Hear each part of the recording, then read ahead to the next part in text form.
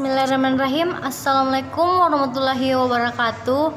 Perkenalkan, nama saya Siti Atika Alwi, Prodi THP STK 120025. Di sini saya akan memaparkan materi soal-soal mid test yang diberikan oleh dosen. Pertanyaan yang pertama yaitu jelaskan tentang perkembangan ilmu kimia. Pada tahun 3500 sebelum Masehi, peradaban Mesir kuno sudah mempraktikkan reaksi kimia pada saat itu. Banyak yang telah diketahui antara lain membuat anggur, menguatkan mayat, dan lain-lainnya. Setelah itu, pada abad ke-104 Masehi, para filsafat Demokritus dan Aristoteles mempelajari materi tersebut. Selanjutnya pada abad pertengahan 500 sampai 600 sebelum Masehi, kimia diarahkan di segi yang lebih praktis. Pada saat itu, ilmuwan Arab dan Persia membuat berbagai jenis, antara lain baik emas, asam sulfat, alkohol, dan lain-lainnya. Pada masa itu, lahirlah sebuah nama ilmu kimia, yaitu alkimia, yang berasal dari bahasa Arab yang berarti perubahan materi baru yang dibuat oleh Jabib bin Hayyan. Pada abad ke-18 lahirlah kimia modern. Pada tahun 1803 John Dalton mengajukan sebuah teori atom. Yang pertama, pada tahun 1800 jumlah unsur kimia 30 unsur, pada tahun 1900 bertambah menjadi 8 unsur, dan pada tahun kemarin yaitu pada tahun 2020 jumlah unsur sangat meningkat drastis, yaitu 118 unsur yang meningkat sangat pesat. Pertanyaan yang kedua yaitu jelaskan apa yang dimaksud dengan materi, unsur, senyawa, dan berikan contohnya. Materi yaitu dapat diartikan sebagai sesuatu yang memiliki massa dan menempati ruang. Bentuk materi ada yang padat, cair, dan gas. Jenis materi ada unsur, senyawa, serta campuran. Yang kedua yaitu unsur. Unsur merupakan zat yang dipisahkan lagi menjadi zat yang sederhana. Contohnya yaitu daya hantar listrik.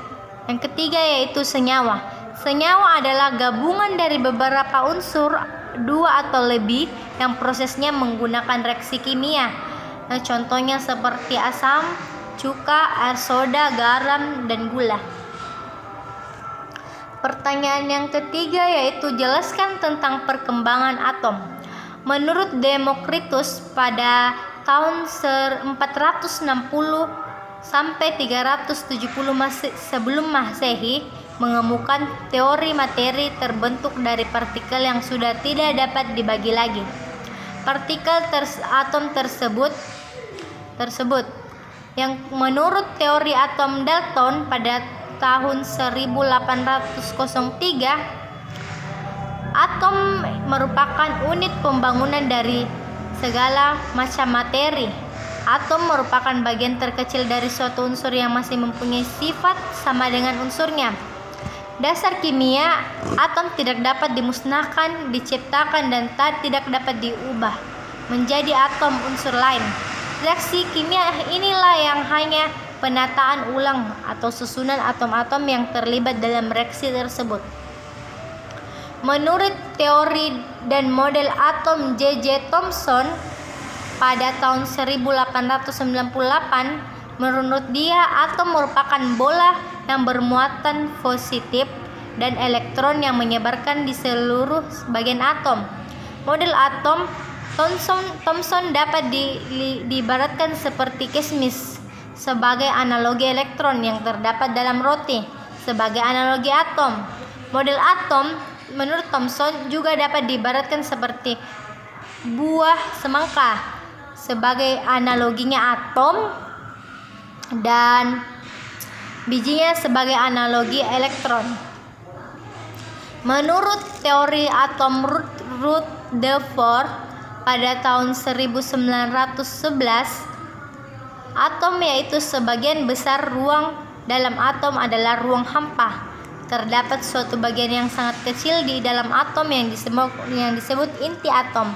Muatannya inti atom bermuatan positif. Menurut teori atom Niels Bohr, pada tahun 1913, elektron beredar mengelilingi inti atom. Dengan inti atom, maka tingkatan energinya makin rendah dan sebaliknya. Perpindahan elektron dapat terjadi dengan cara menyerap energi dan membebaskan energi. Pertanyaan yang keempat yaitu jelaskan tentang konfigurasi elektron. Dalam fisika atom dan kimia kuantum, konfigurasi elektron adalah susunan elektron-elektron pada sebuah atom, molekul atau struktur fisik lainnya. Sama seperti partikel elementer atau lainnya, elektron patuh pada hukum mekanik kuantum dan menampilkan sifat bak partikel maupun bak gelombang. Pengetahuan atas konfigurasi elektron atom-atom sangat berguna dalam membantu pemahaman struktur tabel periodik unsur-unsur. Konsep ini juga berguna dalam menjelaskan ikatan kimia yang menjaga atom-atom tetap bersama.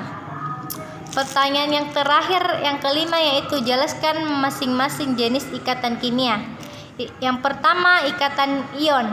Ikatan ion atau ikatan elektrovalen yaitu ikatan yang terjadi karena adanya serah terima elektron. Penyusunannya yaitu logam dan non-logam. Contohnya NaCl, KCl, dan lain-lainnya. Yang kedua yaitu ikatan konvalen. Ikatan konvalen yaitu ikatan yang terjadi karena pemakaian bersama pasangan elektron. Penyusunannya yaitu non-logam dan non-logam. Contohnya HCl, H2CO2, 4. Yang ketiga yaitu ikatan logam, yaitu ikatan yang terjadi karena adanya gaya tarik-menarik antara elektron yang bergerak bebas dengan inti atom yang bermuatan positif. Contohnya logam besi. Itulah tadi pemaparan soal-soal mites yang diberikan kepada ibu dosen pembimbing. Maaf kalau ada perkataan salah-salah. Wabillahi taufiq wal hidayah. Wassalamualaikum warahmatullahi wabarakatuh. Sekian, terima kasih Ibu.